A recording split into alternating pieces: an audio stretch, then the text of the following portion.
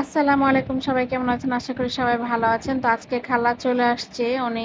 উনার ব্যথা ছিল। তারপর সে চলে আসছে কারণ আমার তো কাজ করতে মানুষ লাগে। আমি একা আসলে এগুলো করতে পারি না। আমি পুরো একটা মানুষের প্রতি ডিপেন্ড করি। কারণ ২ দিন ছিল না। আমি বাথরুম ধোয়ার যে বুয়াটা ছিল তাকে ডেকে কাজ করাইছি। সে অনেকে অসুস্থ হয়ে গেছে। তার জ্বর আসছে।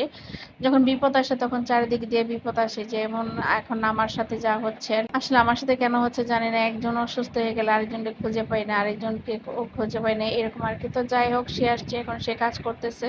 আর এই ফাঁকে একটা ভাঙাড়িওয়ালাকে নিয়ে আসলাম। কারণ আমাদের ঘরে টুকিটাকি অনেক কিছু জমি ছিল। ভাবলাম যে এগুলো সব বিক্রি করে ফেলে দিতে হবে। এ পর্যন্ত অনেকদিন পর্যন্ত খালি চিন্তা করছিলাম যে কবে গুছাবো।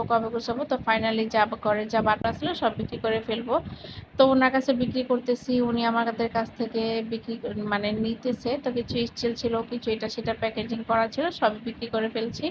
মানে এগুলো ঘরে থাকলে দেখা যায় ময়লা সবকিছু হয়ে আর এগুলো বিক্রি করাটাই মনে হয় ভালো। তারপরেই তো দেখেন উনি চলে গেল। আর এখন আমার ছেলে এগুলো দুষ্টুমি করতেছে। আর ওই যে ওই ফাঁকে উনি ওদিকে ভিতরে সব মাল-সামানা রাখতেছে। তার মধ্যে হঠাৎ করে চোখে বাজলো একটা ভালো একটা বোতল। কারণ আমাদের যে ব্যাগে ছিল সে ব্যাগটা ঢালা হচ্ছিল না। এগুলো ভালো, ভালো কিছু জিনিস ব্যাগে ছিল। তারপর আমার ছেলেকে বললাম যে, "যেয়ে তাড়াতাড়ি ওইটা নিয়ে আসো।" তো ওনার কাছ থেকে উনি ঢালার পরে দেখলাম যে ওনার কাছে আমরা ভালো, ভালো জিনিসগুলো সবগুলো না নিয়ে আসলে এখানে কিছু জিনিস ছিল। কারণ আমি যখন ৩ তলায় ছিলাম এখানে কিছু বস্তাতে অনেক কিছু প্যাকেজিং করা ছিল।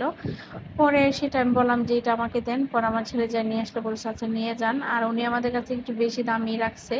মানে আমরা কম দামে দিয়ে ফেলছি বুঝতে পারিনি। উনি আমাদের কাছে খুব কম দামে বিক্রি মানে কম দাম দিয়েছে। তো ভাবলাম যে থাক মানুষ গরিব মানুষ। পরে আপনাদের ভাইয়া বলল যে, "না উনি দাম বেশি নিছে, দাম বেশি মানে কম দামে আমাদেরকে ঠকাই।" পরে যাক আর কিছু বলার নাই।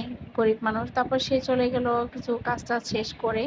ঘরে অনেকগুলো কাজ ছিল আজকে রান্না-বান্নাটা অনেক সময় লেগে তারপর একটু ভাবলাম যে একটু খিচুড়ি চড়াই দিই আপনাদের ভাইয়া এতদিন ধরে বলতেছে খিচুড়ি রান্না করতে। এভাবে কিন্তু ভাতের চাল দিয়ে আমি খিচুড়ি রান্না করি আর এইভাবে ভাতের চাল দিয়ে আপনার ভাইয়া খুব পছন্দ করে। আর ঘরের মধ্যে কেউ খেতে চায় না। আমি, আমার মেজো ছেলে আমরা ৩ জন ঘরে খিচুড়ি খাই আর ২ জন খায় ঘরে ভাত। মানে তার জন্য রান্না করতে গেলে এখন বিরক্তকর লাগে। আর একটু ডিম ভুনা করতেছি। বাড়ি থেকে এরকম ঝাটকা মাছ দিছিল সেইগুলো ভাজা করতেছি। আর ভাবছি যে শসা আনলে শসা মাখা দিয়ে ভর্তা দিয়ে ভাত খাবো। তো শসা এই যে আমি শসা মাখাইছি কিন্তু কেউ খাইতে পারেনি আমি খেলাম। আর সাথে একটু আচার নিছি। আচারটা পরে নিছি ভিডিও করার পরে মনে হলো। তারপর এরকম আচার দিয়ে খেতে কিন্তু মানে ভাতের চালের খিচুড়ি কিন্তু অনেক মজা। আর শসার সালাদটা বানাইছি হলো আপনার শুকনা মরিচ পোড়া মরিচ দিয়ে যদি সালাদ বানায় খান সেই সালাদটা কিন্তু অনেক মজা লাগে সরিষার তেল দিয়ে মেখে।